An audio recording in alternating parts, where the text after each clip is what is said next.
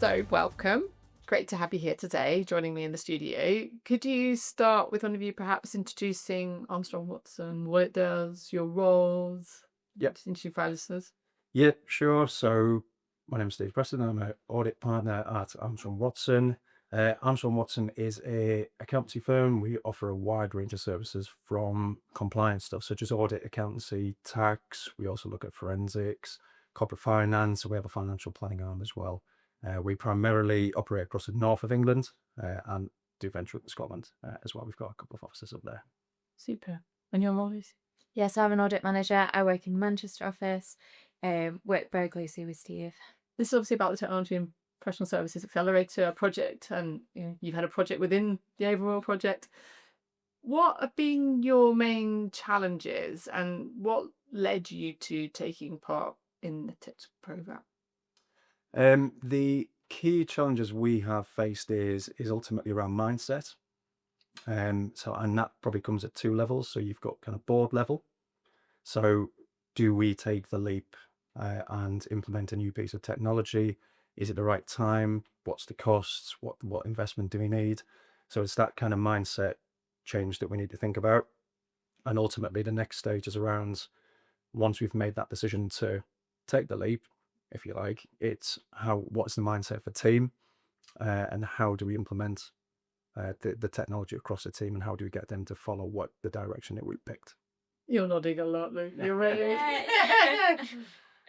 I think that's kind of been the biggest part that I've kind of worked with closely with the team, and it's bringing them on this journey and not trying to just say you are doing this. It's adopting them into it so that they feel a part of it, and you slowly will get that mindset change rather than just saying you are doing this and they just instantly don't want to. Yeah, so hearts and minds of a culture piece as well as a sort of a pure business productivity pursuit through technology. Yeah. What were you hoping to gain, I suppose, in defining the project in coming onto the TIPS program? What did you define? What was it that you've tried to do? If that's the challenge, that's the landscape within the firm. What have been the project objectives, and we're hoping to get out of participating? Yeah. So perhaps if I start with the piece of software that we tried to implement, so it was all around data analytics. So the type of firm that we were sort of 3-4 years ago, we didn't necessarily need data analytics within the audit, within our audit team. However, we've been picking up bigger, better, more complex clients, and the regulations in the industry are going one way, which is kind of leading us towards technology. So it was a matter of when rather than if. And so being part of this TIPS project has significantly accelerated our adoption process to pick up this piece of software. So you identified data analytics as a thing that you wanted to do. You got also this context of the board and mindsets and that piece. What, I suppose, TIPS are part of it, but is there anything else missing or any other sort of catalyzing factors that helped get this going? Yeah, so I guess from Toby's perspective, our IT head of IT, initially it was waiting for the right people to come along who've seen it before, who've got experience in working with this type of software. And without being too self-serving, that was me ultimately. So I was very keen to implement it. So Toby and I got our heads together really early doors to see what we could do to try and accelerate it. And what did the involvement with the externalities of it, or it's an academic project, so you've had access to a wide range of other experts from outside of the firm. What's that brought to the process? It's brought a lot, actually. The two key things that being part of the TIPS project has brought is firstly Hannah. So she was very much on the ball in terms of keeping us kind of honest, if you like, and keeping the momentum going and keeping the progression going in the project. So that was actually very useful. And secondly, it was the work groups that were put on by the TIPS organisers. So our key challenge that I mentioned before was mindset and change management. And we had a lot of workshops early doors around that kind of change management process, which helpfully for myself and Toby, it was kind of more focused on higher level individuals. So how do you change the mindset of people trying to implement the project? And then later on in the project, we talked about champions and personality types. which was very helpful in helping us kind of implement a training process for the wider rollout. And what were the day-to-day sort of activities in here? What was the project? Then we've got data analytics. We're going to try and put more complex audits, requirements, client needs, etc. What did you do? We've had a lot of conversations with Inflow and how we can roll this out. So obviously we got very familiar with what their software was. Sorry, Inflow is a specific supplier that you So use? that's what we use for our data analytics. It's their software.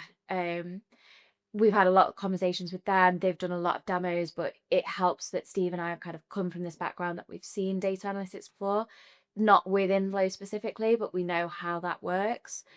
And it was then a case of rolling that out. So we've done 3 or 4 pilots in the early stages. We worked with, some of them were mine. We had a few that was in the Leeds office, just so that we can start creating a little bit of noise about it.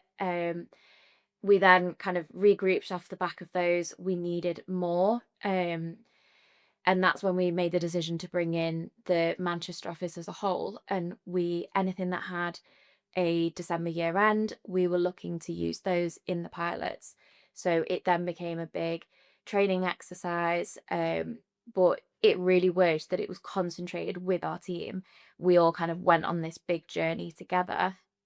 And it's actually then really helped with that mindset, that because they're all in the same boat, so they've all kind of leaned on each other, they've all come across the same obstacles at pretty much the same time. How did you sort of define success before you started? Did you have a clear vision of things you were going to measure or what impact you wanted to see? I think that one of the biggest things that we wanted was an improvement in audit quality. So the regulators are kind of letting it go for now, but we knew that they were going to start coming down a little bit harder on this, and we needed this software. So the biggest thing for us was, how does this improve our audit quality across the file? We've then had benefits elsewhere that we potentially didn't necessarily expect. So the firm as a whole have a big push right now on client service. And with the Inflow software, you get access to their information sharing platform, which is really different to what we have at Armstrong Watson at the moment. And the feedback that we've had from the clients, the ease of using that, the speed of uploading everything, it's really benefited them, which in turn has really benefited us and the way that we've actually been able to work through the audit in a much more timely manner. Looping back to what you're saying about mindset challenges and things, what was stopping people in the pursuit of better audit quality? Because it sounds like a given, it's almost like, well, why wouldn't that be where you're aiming? What were the other tensions then that were stopping that? As auditors, we don't like change.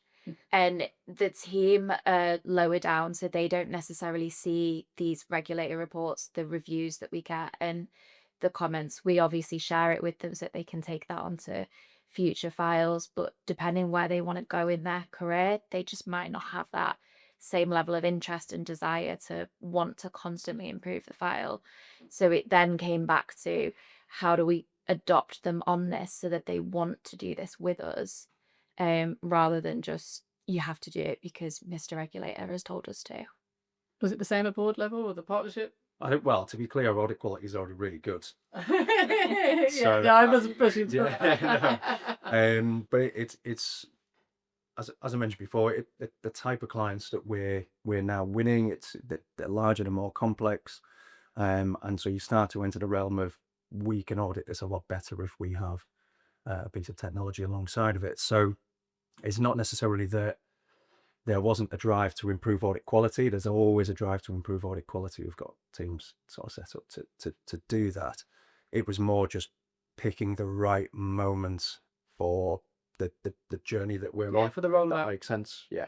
So you talked there about the one-off first, etc., and a little bit about the success criteria. Did the project go as you intended or planned? We ended up changing it after a few months. So the initial plan was to run a pilot scheme with this piece of software across 3 or 4 clients, a couple in Leeds, a couple in Manchester. We found that was a bit slow, to be honest, and the type of feedback that we getting wasn't quick enough. It wasn't vast enough, to be fair. So What we decided to do instead, as Lucy mentioned earlier, is we rolled it out across the Manchester office as a whole. And the reason why we did that, it's not it's one of the smaller offices that do audits. So there's about 20 of us in there, so it made sense to train up the full team. That way we would be able to get better feedback across a wider range of people, so not just specified to sort of 2 or 3 teams. And it meant that we could kind of control it and accelerate the feedback. So we were getting feedback on a weekly basis rather than we had to wait a couple of months for a client to finish. So certainly rolling out over a wider range of clients and a wider range of our own internal staff worked a lot better. Do you think that tactic would work for other type of areas or innovation projects? Would you take it forwards? Yeah, I think so. Yeah, and if we were to do something similar again, I think we'd start with a wider kind of pilot base anyway, just because we just weren't getting the results that we wanted. And even if we had got the results of 3 or 4 clients, it would have been, that's quite a small population actually. So yeah, doing a wider rollout was much better for us. From that point then, where are you now? What's the impact and the results from your efforts? We've had really good results. So within the Manchester office, when we've rolled it out across there, we were looking at the December year ends. They are pretty much wrapped up now. So the team feel really confident in it. We've held like a 2-hour focus group with them to get their feedback. What would they want different? What works really well? And we've now taken this to board, and we're just kind of waiting for that green light to then look at rolling it out firm wide and looking at champions and how we deliver that training. I'm interested also in where the client is at in this journey, because you've selected some. What was the process of that? Did they even know that this was happening as part of the client service? Yeah, so we sat down, we had a conversation about what clients that me and Steve had coming up, what else that we had that we could look to bring a few other managers on board, particularly across the Leeds office, and what clients we actually felt that would enjoy going on this process with us. It's key that we brought them with us. We needed their collaboration with this, Okay. particularly with trying to get the data and put that into the software. It needs their input. So it was a really open conversation with every client. They were more than happy to join the pilot with us. And then when we moved on to the Manchester ones, it was heavily focused on the December year ends, just so that we could get that timely feedback. They would all be starting soon. But again, we brought all the clients on the journey because it was going to be a change for them based on what we'd been using previously.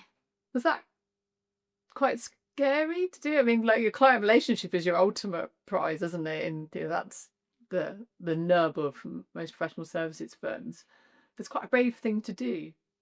Yeah, and it's a case of trying to sell the benefits to them. Like, there's a lot But of you've not used it yet, so we it had must it. be quite hard. Yeah, we'd seen all the demos, and obviously we know that it's used a lot across other firms, so we were quite confident that it would be really well received.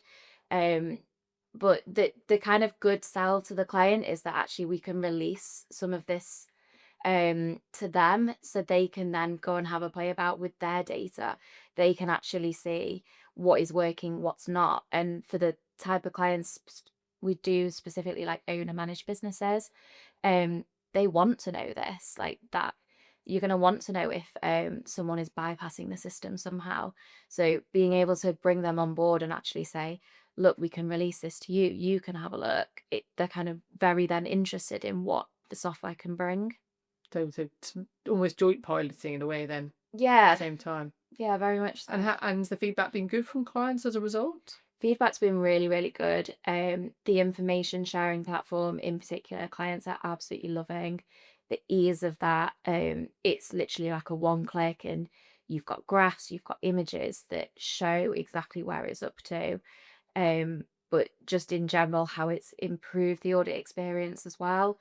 Them really, really happy with it.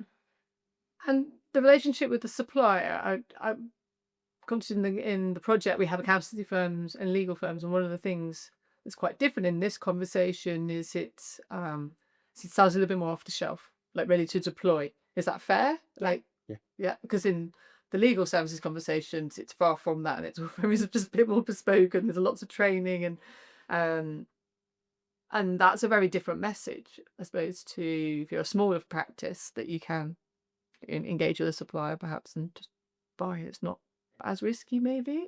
Is Yep. that Yeah, I mean, ultimately, Toby would have loved to have made his own to do this platform, but in terms of time and capacity to do it, he just didn't have the bandwidth to do it. So, but the off-the-shelf package, it comes with support as well. So we don't need to increase the size of our IT team or anything like that. It's just a matter of teaching people how to use it properly and where the support and guidance is it should be needed. And did the supply get heavily involved? Did they come to site? Or is it still quite arm's length? I've got no idea. I'm just thinking about you talk about hearts and minds and things, and here's your piece of software over to you, or is that a bit more integrated? We had a specific contact that was kind of like our relationship manager at Inflow. We did work groups with them where they would train like me and Steve, and then we can filter that down. But in general, their support team, they respond within 24 hours. It's all through the software. You can track everything. So actually, they've been really, really helpful. So as we're approaching the end, we're thinking evaluation and those success measures that you said you defined up front. Yeah. Have they largely been met? All right, you can answer that more broadly, but Yes, in short. So, as Lucy mentioned, we had a number of success criteria. The main one for us was audit quality. So, does it improve and enhance our audit quality going forward? Is it something that we can take in the future audits, more complex audits, and get the benefit from it? And ultimately, the answer is yes. On that, quite unanimously. Other success criteria that we were thinking about were efficiencies, which obviously there's a cost to implement a new technology, and so does the new process make the old one more efficient, and does it ultimately pay for itself or better? That is a very difficult one to measure because there's hundreds of variables that can happen in one project. So with the overarching feeling is that it has improved efficiencies in certain areas. So and sorry, the last success criteria was client service as well, and the unanimous feedback from the clients is that this piece of software is better. yeah, so The- saying the- having brought on that journey. Yeah, so ultimately for me, what would ultimate success look like? It would be the implementation of this new software, which met audit quality, improved client service, and if it could pay for itself, That's the holy grail. that would be fantastic. The last bit very difficult to say yes or no, but ultimately it has worked in the way that we would like it to, and all parties involved, including the employees that are using the software and the clients that are receiving the software, if you like, are all happy. Well, the scope broadened. I mean, we talked initially about this being driven by more complex audits, but you obviously got some audit clients which are still probably less complicated or not requiring of that. But will it be ideally a ubiquitous part of the service, or will it be reserved? Thinking about that, it's got cost attached to it. I think the good thing about the Inflow module is or the Info platform is that there are different modules within it. So based on the complexity of each client, we can pick and choose Oh, so you can which bespoke modules that we it. can do. Yeah. So it's not like we've got this now, we have to get as much value out as we can. Everyone's having it. Yeah, exactly. Yeah. So and it's a really good way of doing it. So it may be that on our sort of smaller, less complex engagements, we may elect not to use it, but then we may elect to use it. But it gives us that choice, and we can speak to the clients around, would you get any benefit out of this as well? And sort of kind of make a joint up decision that way. Yeah, so you're keeping that evaluation framework always still there in your mind. Yeah. Even if you're going in future implementation, etc., that doesn't go away. It's not a binary point in time. This is it, and now we do it for everybody. Yeah, exactly. Yeah, so it gives us that option. Just drawing this to a close then, if you were an accountancy practitioner in audit out there listening, they do have some perhaps that listen, but and just more broadly, professional services haven't gone on a technology adoption project, what would be your one piece of advice or key takeaway you'd like to give to a listener? For me, it's a difficult one, and it probably sounds quite an obvious one as well, but it's planning, like good planning. So for us, we identified something that was potentially an obstacle now, or certainly would become an obstacle in the future. We identified the type of IT software that we wanted to use in order to meet those objectives. And then we ran a good tender process with a few firms in order to make sure we picked the right one. And as long as you've got a good monitoring process throughout, and as long as you start with that right base and you do enough research and enough kind of work up front, then it should work. Fingers crossed. Work. Even with a few little Yeah. iterations along the way. Yeah, exactly. Yeah. Needs to be I covered. think there's obviously that, but I focus very much on the team side, and it's all about embracing it. And it's not a case of just telling your team, this is what you're doing. You can't do it on your own. Like, as much as it'd be great to implement technologies on your own, it's just not possible. So it's bring them on this journey, get them embracing it, make them feel a part of it, and you'll have a much more successful pilot than if they were just left scrambling. To bring this full circle, we started at the beginning, mindset challenges, etc. Of course, got the success criteria and that framework moving forwards. Have you seen a change? Has any of this, months and years on, has it done anything to unlock that cultural piece? Yes. In short, I think the issues that we were looking at before is how well will a team adopt this new piece of technology. We don't often like change as accountants, but what we tended to see is that once they'd done the training, they weren't necessarily on board after the training, because it's very difficult to get a feel of what it's actually like as doing it. Exactly, yeah. But I think once Lucy had done a kind of training session with them, and once they'd been through the first process, do a bit more kind of, okay, I could maybe watch this. Maybe. By the time they'd done the second process, and we're talking like a week later, starting that second process, they were more on board of it, became easier, became kind of second nature. Third, fourth, fifth, it's just kind of seamless. And I think the feedback that we had when we did our 2-hour session a few weeks back was, it was just quite unanimous that everyone prefers it. And we did a pros versus cons session, and it took about an hour and a half to talk about pros, and they struggled to think of a con. It was that kind of so it's been a really big shift. Yeah, So the skepticism's really dropped off, and yeah, to try and summarize the pros for the board presentation was quite a few slides. I think we just said there's a lot. Well, it's fantastic, absolutely fantastic. Well, thank you so much for taking time out of your busy days to come and talk to me about this, and glad it's been a positive experience for you. Thank you very much. you.